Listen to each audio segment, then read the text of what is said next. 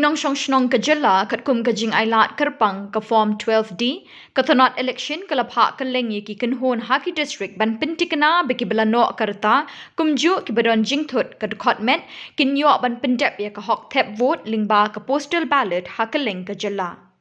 Ke kyrwoh no Chief Electoral Officer ke Jylla Bah FR Kharkongor iathu beki layok pdiang haduh kendai hajar kendai spak kendai tylli ki form D na ki nongshong shnong ki bala palat prapos nem kerta bat 3,000 lai spak lai tylli na ki badon jingthut ke Dkhot met.